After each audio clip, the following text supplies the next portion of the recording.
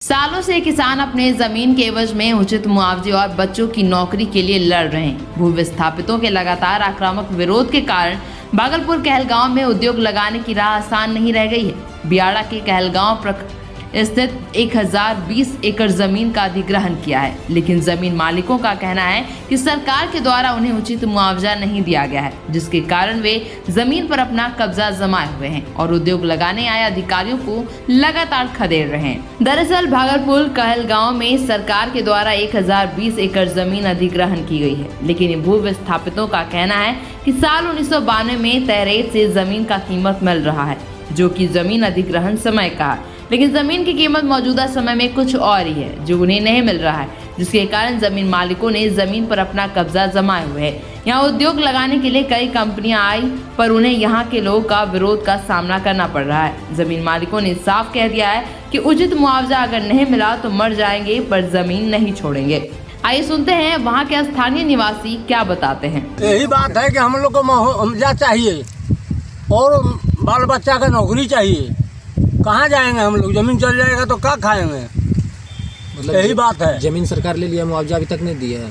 बहुत कम मिला है, मतलब जो होना चाहिए उचित मुआवजा नहीं मिला है। आज कम मिला कि कम कैसे समझे कि कम मिला? पीरपैंती क्षेत्र का आज बहुत पैसा मिल रहा है, जो उनकी पानी है उसमें। अच्छा, मतलब आप यहाँ से माल आदमी आता है यहाँ टीगर में, ये टीगर भूमि है, इसका तो और ज़्यादा होना चाहिए। बाकी हम लोग को कुछ नहीं मिला, बहुत कम से कम दिया है, किसी को मिला है किसी को नहीं मिला है। मतलब पीरपैंती में जो सरकार जमीन अधिग्रहण की है, हाँ, उसके अनुसार आप लोग मुआवजा यहाँ का भी चाह रहे हैं?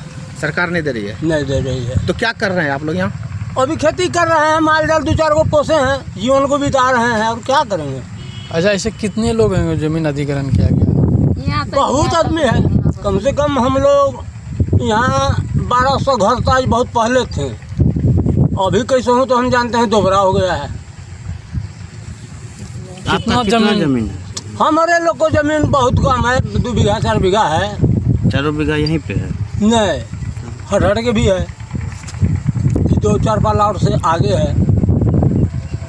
क्या नाम आपका? भगवत यादव, घर बभनगावा। बता दें कि कहलगांव में एनटीपीसी है, विक्रमशिला विश्वविद्यालय है, बटेश्वर स्थान है। बावजूद इसके यहाँ किसी ने कोई पहल नहीं की, जिसके कारण यहाँ उद्योग नहीं मिल सका है।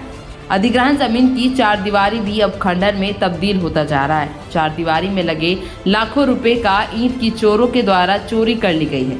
यहाँ के बुद्धिजीवी लोग का कहना है कि सरकार के द्वारा यहाँ अनदेखी की जा रही है। हालांकि पीरपैंती में जमीन अधिग्रहण में 45 लाख रुपए एकड़ किसानों को दी गई है, जबकि कहलगांव में मात्र 65,000 रुपए दिए गए हैं। कुछ किसानों को तो मुआवजा भी नहीं मिला है। बता दें कि बियाड़ा के अधिकारी इस पर बोलने से बच रहे हैं, साथ ही कैमरे के सामने आने से भी मना कर देते हैं। कहलगांव में बियाड़ा की जमीन जो अधिग्रहण की गई है, उसका उद्देश्य था बेरोजगारों को नौकरी। ये बात सत्य है कि बियाड़ा के लिए बहुत पहले ज़मीन अधिग्रहण हुआ था और वहाँ बाउंड्री वाल का भी काम हुआ, लेकिन स्थानीय लोगों का जो लड़ाई था ज़मीन के मुआवजा को लेकर के, स्थानीय लोगों में और सरकार के बीच मुआवजा को लेकर के लफड़ा होने के कारण वो परियोजना रुक गई, परियोजना पूरी तरह विफल हो गई।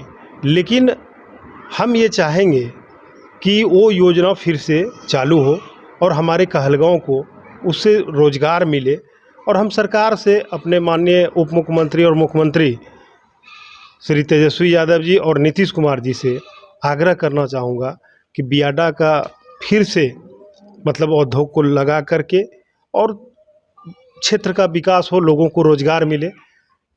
आपने आखिर किसान फिर से अपने जमीन पर वापस जा रहे हैं, क्या राशि सही नहीं दिया गया है? उस समय मौजा की लड़ाई थी, किसानों का कहना ये था कि कुछ मुआवजा हमको इस रेट से मिलना था। सरकार जिस रेट से दी, शायद उसमें कई मौजा था जिसमें किसानों का कहना था कि इस मौजा का सरकारी रेट ये है, इस मौजा का सरकारी रेट ये है, और रेट को लेकर के विवाद में वो परियोजना फंस गया था। हाँ, तो वही मेरा कहना है कि पीरपैंती में परियोजना में जो रिसेंटली अभी मुआवजा मिला, अब रमजानीपुर के किसानों को लग रहा है कि वो रेट पर जो मिला उसी रेट के तर्ज पर हम लोगों को मिल जाए।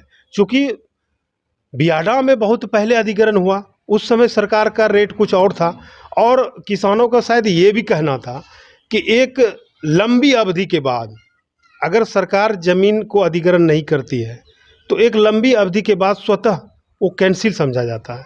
तो किसानों के मन में ये भ्रम हो गया कि 20 साल हो गया, शायद ये विफल हो गया, तो किसान फिर से ज़मीन जोतने लगे। उद्योग के लगने से ये बात तो सत्य है कि क्षेत्र में विकास होता है, लोगों को रोजगार मिलता है, प्रदूषण से रिलेटेड समस्या हो सकती है, लेकिन बाकी सब फायदा ही फायदा है।